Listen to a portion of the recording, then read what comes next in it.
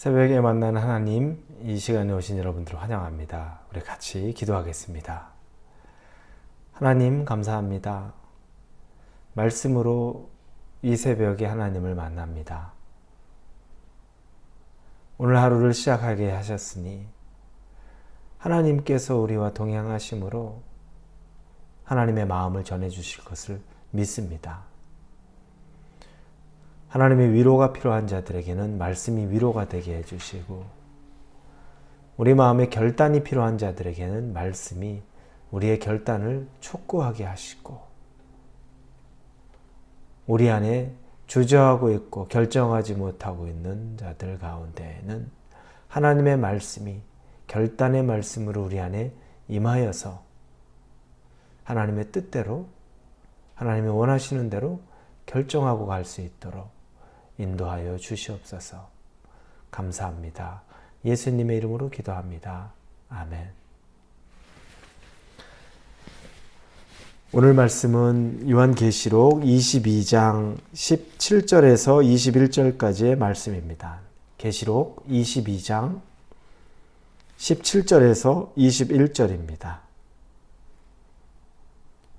22장 우리 17절부터 21절까지의 말씀 우리 같이 보도록 하겠습니다. 성령과 신부가 말씀하시기를 오라 하시는도다. 듣는 자도 오라 할 것이요 목마른 자도 올 것이요 또 원하는 자는 값없이 생명수를 받으라 하시더라. 내가 이 두루마리의 예언의 말씀을 듣는 모든 사람에게 증언하노니 만일 누구든지 이것들 외에 더하면 하나님이 이 두루마리에 기록된 재앙들을 그에게 더하실 것이요 만일 누구든지 이 두루마리의 예언의 말씀에서 제하여 버리면 하나님이 이 두루마리에 기록된 생명나무와 및 거룩한 성의 참여함을 제하여 버리시리라. 이것들을 증언하신 이가 이르시되 내가 진실로 속히 오리라 하시거늘. 아멘. 주 예수여 어서 오시옵소서. 주 예수의 은혜가 모든 자들에게 있을지어다. 아멘. 오늘은 우리 요한계시록 마지막 말씀입니다. 우리가 총 새벽 예배를 통해서 47번째 시간까지 요한계시록을 보고 있는데 오늘 본문이 마지막 본문입니다. 요한은 두루마리에 써 있는 예언의 말씀들, 그 환상을 봅니다. 그 환상은 어떤 때에는 참혹한 마지막 날의 저주와 재앙에 대한 환상이고, 또 어떤 때에는 하나님께서 믿는 성도들에게 주시는 은혜와 새로운 힘에 대한 환상입니다. 궁극적으로는 승리에 대한 선포이고 또 죄악에 대한 심판입니다. 예수님께서는 모든 것을 이기셨고 마귀는 모든 것을 쳐서 이제 완전히 멸망하게 되는 것을 봅니다. 아직까지 이제 남은 자들, 남아있는 것들, 성도들, 그리고 또 아직도 하나님 나라에 들어가지 못한 사람들도 있습니다. 자, 오늘 본문의 마지막에 17절에 이렇게 쓰여 있습니다. 성령과 신부가 말씀하시기를 오라 하시는도다. 듣는 자도 오라 할 것이요 목마른 자도 올 것이요 또 원하는 자는 값없이 생명수를 받으라 하시더라. 가장 마지막까지도 하나님은 오라는 겁니다. 성령을 통해서 또 이 신부 즉 교회를 통해서 하나님께 나아오라는 겁니다. 그래서 원 없이 값없이 목마른 자들, 배고픈 자들이 생명수로 그 배고픔과 목마름을 채우라는 겁니다. 하나님 나라의 백성이 돼서 새 예루살렘에서 하나님과 함께 거하자는 초청을 마지막 순간까지 하고 있습니다. 왜냐, 하나님께서는 자기 백성을 절대 놓칠 수 없기 때문입니다. 우리에게도 또 우리 주변의 사람들에게도 마지막까지 하나님이 그 손을 놓지 못하는 겁니다. 우리는 부활주일에 전도축제를 합니다. 예수님의 부활의 기쁨을 우리 교회 성도들끼리만 즐겁게 바베큐하면서 보내자는 것이 아닙니다.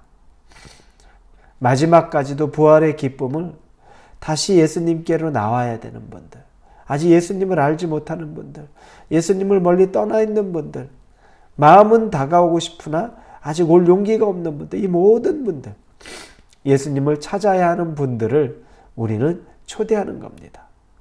왜냐? 하나님께서 이렇게 마지막까지도 성령과 신부, 즉 교회를 통해서 당신의 백성들을 초대하기를 원하셨던 것이기 때문입니다.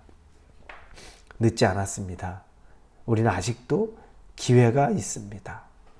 이 기회를 절대 놓치지 마시고 이 마지막 기회에 하나님의 초청에 화답하심으로 여러분의 생명이 또 여러분의 마음이 하나님께로 임하기를 주님의 이름으로 축원합니다.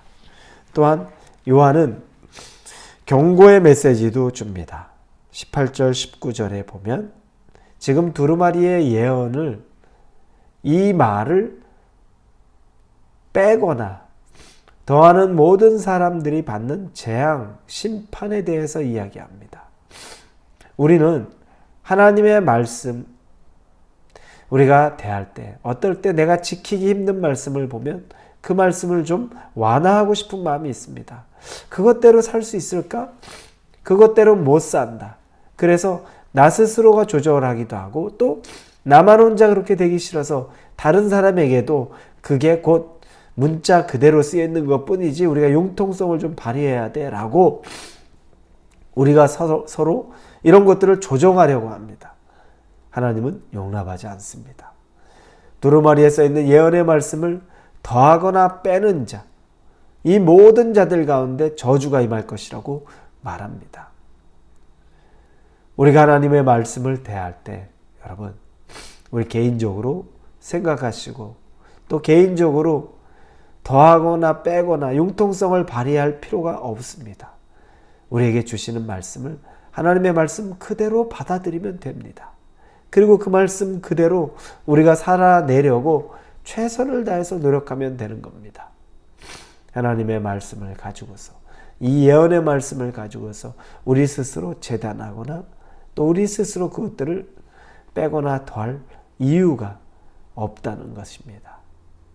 그리고 맨 마지막에 이제 요한은 예수님께서 하신 말씀이 있죠. 내가 속히 오리라. 이 말씀을 다시 인용을 합니다. 20절에 보니 이것들을 증언하신 이가 이르시되 내가 진실로 속히 오리라.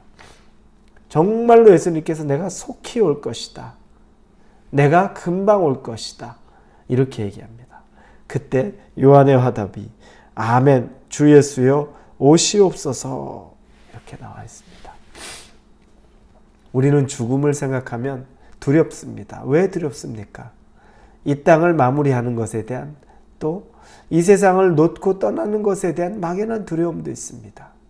그런데 천국을 본 사람들, 하나님을 만난 사람들은 이 세상을 두려워하지 않습니다. 3층 천을 계속 오르락내리락 했던 사도 바울은 이 땅에 사는 것보다 하늘나라에 하나님과 거하는 것, 예수님과 거하는 것에 대한 소망을 훨씬 두고 이 땅에서는 자신이 다른 사람들을 돌아봐야 되는 것 때문에 그들을 훈련시켜야 되는 것 때문에 남아있다고 말하고 자기는 속히 하늘에 올라가고 싶다고 말합니다. 또한 모세가 느보산에서 마지막으로 그가 가나안을 보고 나서 하나님의 부름을 받을 때 제가 그 말씀을 묵묵히 묵상해 보니 모세가 과연 슬펐을까? 모세가 과연 그 느보산에서 가나안을 보면서 저 좋은 데를 내가 못 들어가네 하면서 원통했을까? 그렇게 생각 들지 않더라고요.